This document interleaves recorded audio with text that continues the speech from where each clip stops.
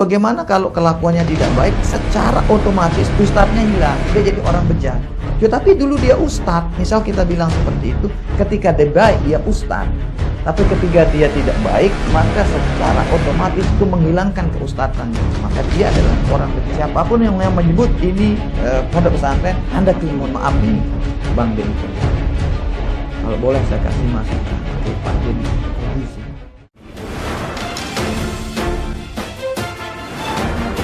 Membuka wawasan agar tidak cepat menyimpulkan, mengungkap tabir agar tidak sempit dalam berpikir, mengambil pelajaran dan hikmah dari setiap kejadian agar bertindak tepat dan tidak tersesat.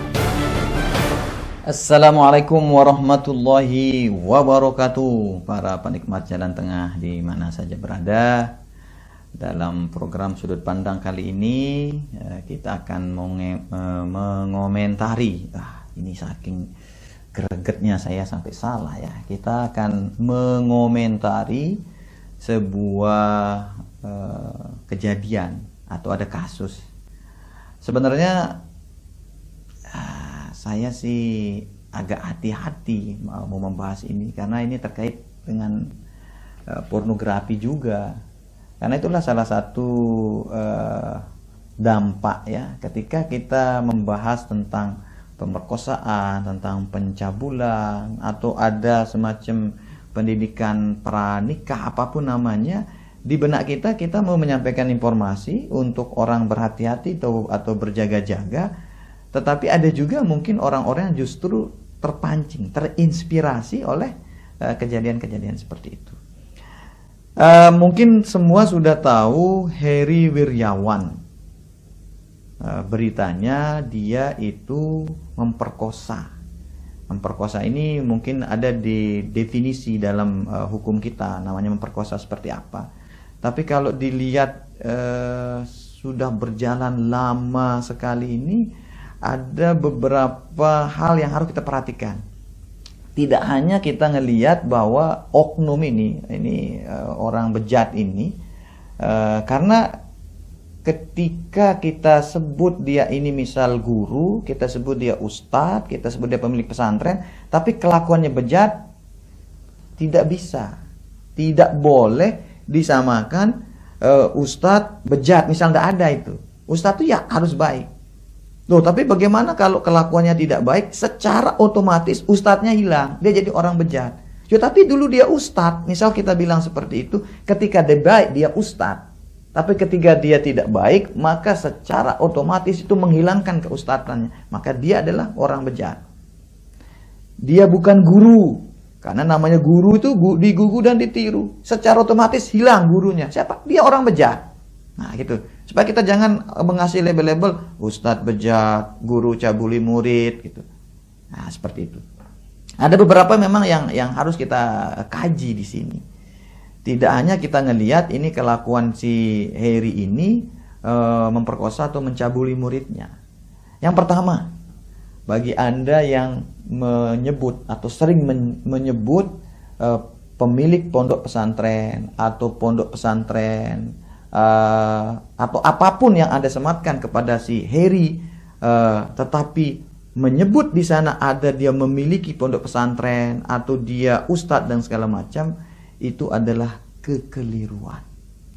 Siapapun yang menyebut ini pondok pesantren, Anda keliru. Termasuk mohon maaf ini Bang Denny Kobuzir.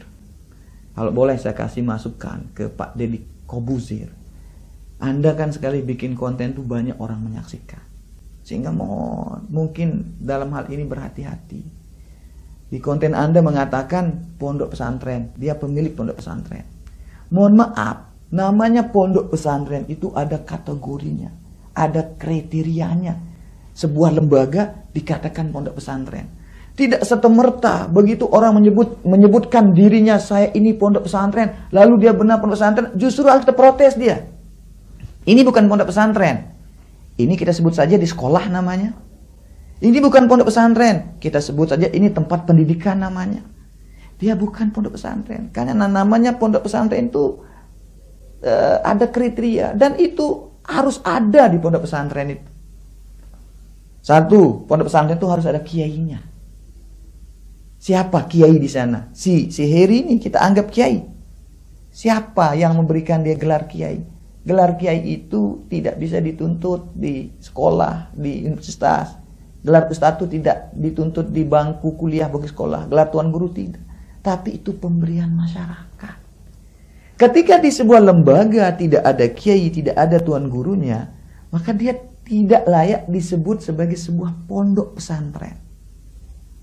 Kemudian yang harus ada di sana, ada bangunan, ada masjid, ada kajian kitabnya, ada orang yang tinggal di asrama itu.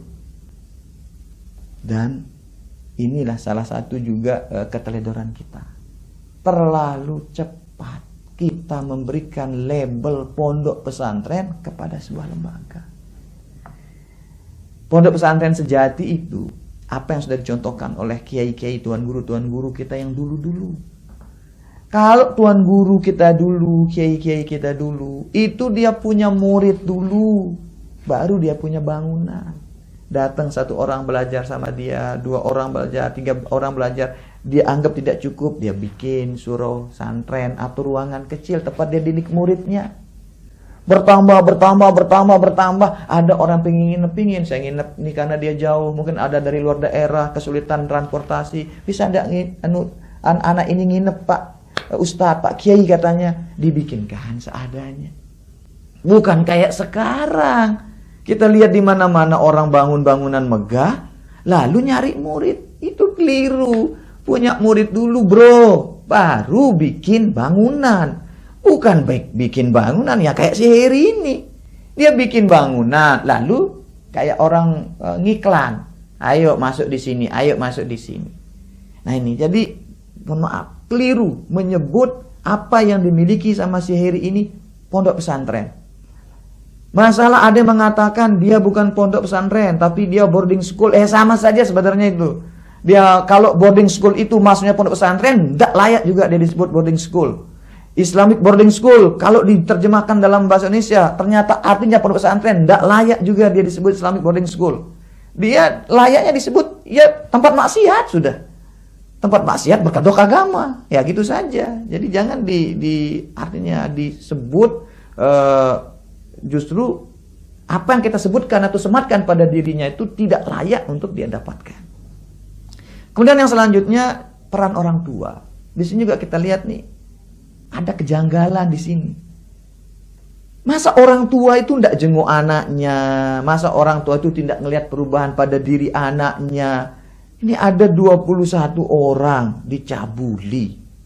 Sampai ada yang melahirkan. Ada yang melahirkan juga sampai 2 kali. Saat ini ada yang lagi hamil. Orang tua, yuk gimana? Jangan-jangan anaknya dibuang kan di sana. Dibuang anaknya di sana terus tidak dipedulikan. Ini juga harus ditelisik sama pihak aparat hukum nih. Keberadaan orang tua dari anak-anak ini. Supaya tidak hanya si Heri ini saja yang fokus kita perhatikan, tapi ada istilahnya oknum-oknum lain juga yang harus bertanggung jawab. Kemudian yang selanjutnya kepada Anda para orang tua. Di sini dah makanya harapan saya harus teliti. Jangan kita hanya bermodal iming-iming kata orang, kita lihat bangunannya, lalu kita masukkan anak kita, dikatakan gratis, dibiayai apa segala macam. Jangan hanya bermodal itu Pak. Makanya jadi orang tuh jangan bermental gratis. Yang namanya gratis itu tidak akan pernah sama dengan yang namanya berbayar. Dilihat juga dari segi keberkahannya. Kita berbayar itu bagian dari perjuangan. Tentu nilainya beda. Ini diiming-iming gratis, diiming-imingi sekolah, lihat bangunan bagus, lalu masukkan anak Anda di sana. Terus setelah terjadi seperti ini baru nyesel. Nyesel saya, harus peka.